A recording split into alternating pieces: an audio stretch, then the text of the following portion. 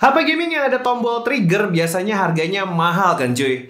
Ada di 11 jutaan lewat ROG Phone. Nah, ZTE Nubia baru aja ngeluarin HP 2 jutaan yang ada fitur triggernya. Gue udah cobain HP ini selama kurang lebih 1 mingguan dan gue bakal ceritain experience gue pakai HP ini ke kalian. So, tonton video ini sampai habis bareng gue Dedi dan langsung aja kita mulai videonya. Let's go. Oke, sebelum mulai videonya, ayo dong bantu gua buat subscribe channel ini. Dukungan dari lo semua asli berarti banget buat kita cuy. Jadi langsung aja pencet tombol subscribe di bawah ya. Udah kan? Yuk kita lanjut. Kita mulai dari tampilannya si Nubia Neo 2 5G dulu. Sekilas emang gak terlalu banyak perubahan kalau dibanding sama seri sebelumnya. Mulai dari dua susunan kamera yang sejajar, desain back cover flat ala Bionic Mecha yang masih sama juga. Tapi pattern polanya di sini agak sedikit perbedaan ya. Desain kayak gini emang belakangan lagi sering dipakai sama brand-brand smartphone, terutama yang smartphone-nya emang ditujukan buat gaming.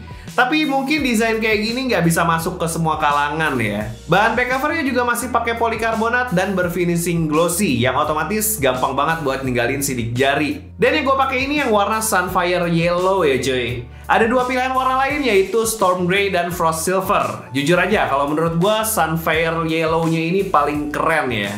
Buat bentukan frame-nya juga masih flat yang berfinishing matte, yang jujur aja kalau dipegang tuh berasa tajem. Dan karena case bawaannya juga hard case, kalau lu pakein case ini bakal makin berasa sakit cuy kalau digenggam lama-lama. Baiknya sih ya lu beliin silikon case deh biar handlingnya makin nyaman. Tombol power di bagian pinggirnya dikasih aksen warna merah yang fungsinya juga jadi fingerprint scanner. Terus posisi volumenya yang ada di kiri buat gua jadi agak kagok ya, karena kebiasaan ada di bagian kanan di atas tombol power. Terus juga di sini ada fitur shoulder trigger yang biasanya disebut air trigger, yang biasanya ada di HP belasan juta. Dan dipakainya asik lagi, nanti gue ceritain. Nah, buat bentukan layarnya sekarang udah pakai desain punch hole yang bezel kiri kanan atasnya sebenarnya udah tipis ya. Tapi bezel bagian bawahnya aja nih yang agak kelihatan kurang estetik karena masih lumayan tebel. Oke, kalau buat panel layarnya dia pakai panel IPS 6,72 inci beresolusi Full HD Plus yang punya refresh rate 120 Hz. Buat peak brightness layarnya gue cari di website resminya nggak tercantum ya cuy.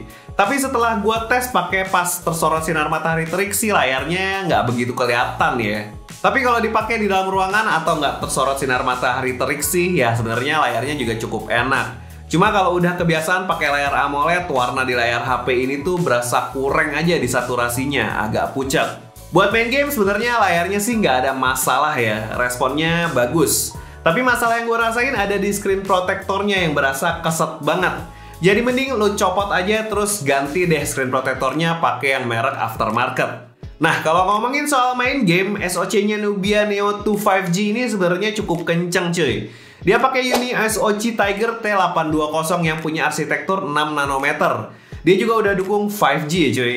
Di support RAM 8GB yang bisa ditambah 12GB lagi. Dan internal storage-nya 256GB UFS 3.1. Lumayan kenceng nih internal storage-nya. Nah, kalau buat tes Antutu dia dapat skor 551 ribuan. Terus CPU throttling-nya juga cukup stabil cuy di 91%. Skor gini udah pasti aman ya kalau buat main game casual atau tipis-tipis lah buat main game berat. Mobile Legends lancar cuy, kebuka ultra. Tapi di sini ke limit di 80 fps aja ya. Semua settingan refresh rate udah gua coba dan tetep mentok di 80 fps. Dan di settingan di game space-nya juga gua udah kotak-katik tapi tetap aja mentok di situ. Ya, tapi rata-rata FPS-nya juga cukup tinggi di 77 fps. Oh ya, ngomongin fitur game space, di sini lu bisa nyeting refresh rate, charge bypass sampai shoulder triggernya. Semua settingan gaming ada di sini semua cuy. Nah, shoulder triggernya di sini paling kepake tuh kalau main game tembak-tembakan kayak PUBG cuy. Di sini dia dapat settingan smooth extreme, dan selain ada shoulder trigger yang ngebantu biar experience main game jadi lebih asik, gyronya juga hardware di sini cuy, dan cukup presisi buat ngeker-ngeker musuh. Performa Uni SoC T820 buat main PUBG menurut gua juga cukup oke nih. Rata-rata FPS-nya yang didapat juga cukup tinggi di 58 FPS. Terus shoulder triggernya sebenarnya bisa disetting buat game lain ya cuy ya.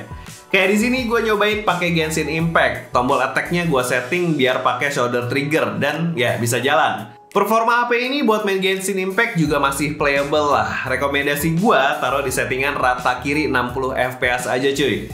Dan dia dapat rata-rata FPS-nya di 48 FPS. Tapi suhunya aja nih bisa sampai 45,1 derajat. Bahkan pas gua tes CPU throttling aja 30 menit run, suhunya bisa sampai 51,1 derajat. Saran gua sih kalau main game pakai HP ini baiknya ditambahin cooler deh. Ini aja gua mainnya di ruangan ber-AC cuy. Gimana di outdoor kan bisa meleduk nih. Nah, buat experience gua soal speaker yang pakai dual stereo ini sebenarnya so-so aja ya cuy. Dibilang enak ya nggak gitu enak, dibilang nggak enak ya lumayan. Tapi buat kelasannya ya not bad lah.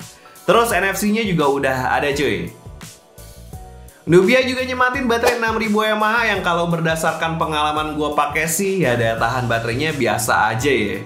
Malahan cenderung boros. Gue tinggal tidur semalaman aja baterainya bisa berkurang 4-6%. Chargernya juga nggak kenceng-kenceng amat di 33 watt. Ngecas baterai 6000 mAh sampai penuh bisa sampai 2 jam lebih. Nah, mungkin ada beberapa hal yang gue kurang suka di sini cuy. Salah satunya ya UI-nya. macOS di sini kayak masih mentah banget. Tampilan ikon-ikon aplikasinya, terus settingan kontrol panelnya juga nggak enak dilihat. Dan parahnya nggak punya galeri foto. Dia cuma menyediain Google Foto aja. Terus beberapa kali ada bug juga pas buka YouTube, sering force close. Malah kadang-kadang suka nge-restart sendiri HP-nya. Terus kalau layarnya di swipe-swipe juga nggak snappy gitu, agak nge-lag. Malah gue kepikiran UI-nya Seeking malah lebih baik cuy. Asli deh, Nubia mesti bener-bener ngasih perhatian lebih di bagian ini. Kalau di bagian kamera, kelihatannya kan kamera belakangnya ini ada 2 ya cuy ya. Tapi sebenarnya cuma ada 1 aja cuy yang bisa dipakai. Satu lagi kamera gimmick. Kamera utamanya punya resolusi 50 megapiksel dan kamera selfie-nya 8 megapiksel. Buat hasil fotonya bisa gue bilang masih mentah banget ya. Bahkan pas gue jepret saat ngambil foto kayak nggak ada processing sama sekali. Kayak langsung jadi aja gitu. Maka dari itu warna dari hasil foto si Nubia Neo 2 5G ini cenderung ke arah natural. Malah gue bisa bilang agak pucet.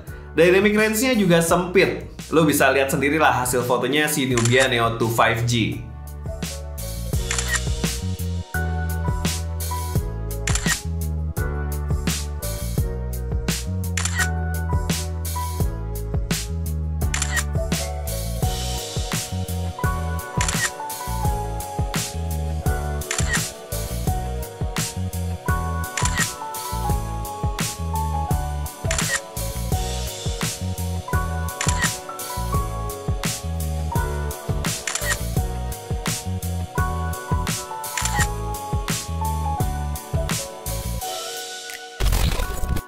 Ini adalah contoh video dari ZTE Nubia Neo 2 5G di resolusi 1080p 30 fps di kamera belakangnya.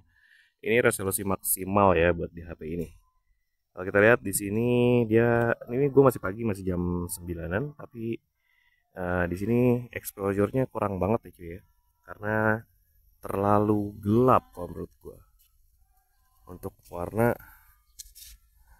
warnanya agak meleset nih. Karena di sini malah lebih muda.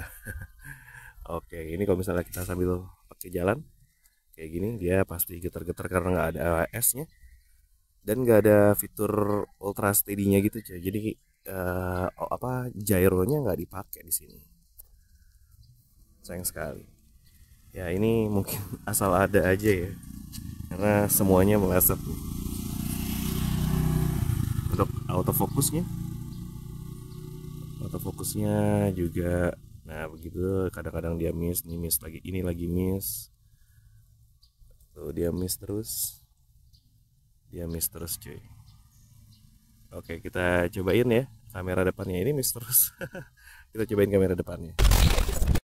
Ini adalah contoh video dari ZTE Nubia Neo 2 5G di resolusi 1080p 30 fps di kamera depannya. Ini field of view-nya menurut gue cukup bagus ya, nggak terlalu sempit, tapi warnanya jadi putih begini muka gua.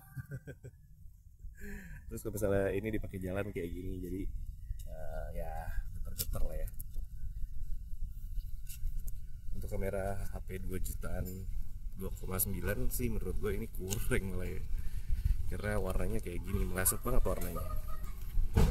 Ini emang HP gaming aja sih cuy, jadi kameranya nggak bisa terlalu diandelin. Oke, kita balik ke studio. So menurut gue Nubia Neo 2 5G emang nyasar gamers yang demen banget main game, terutama game perang-perangan. Performanya cakep banget buat kelasannya. Mungkin kayak yang tadi gue bilang, kekurangan besarnya ada di UI-nya ya. Menurut gue sih Nubia harus ngasih perhatian lebih deh, karena masih kaku banget. Nggak ada galerinya pula. Terus performa SoC-nya sebenarnya sih bagus ya, cuma suhunya aja nih yang agak di atas rata-rata, agak panas gitu. Tapi kalau kalian lihat dengan HP ini, kalian bisa cek toko langganan gue yaitu distributor ponsel. Mereka ngejual barang-barang resmi, otomatis punya garansi resmi juga. Selain itu harganya juga murah-murah banget cuy. Langsung aja cek link pembeliannya udah gua taruh di kolom deskripsi ya. Dan ya udah segitu aja review Tech Indo buat si ZTE Nubia Neo 2 5G. Makasih banget buat kalian yang nonton video ini dari awal sampai akhir. Jangan lupa like video ini kalau suka dan share video ini ke teman-teman kalian yang membutuhkan. Jangan lupa juga buat subscribe channel ini kalau belum, follow juga IG dan TikTok kita. Gue Denny pamit. Ciao.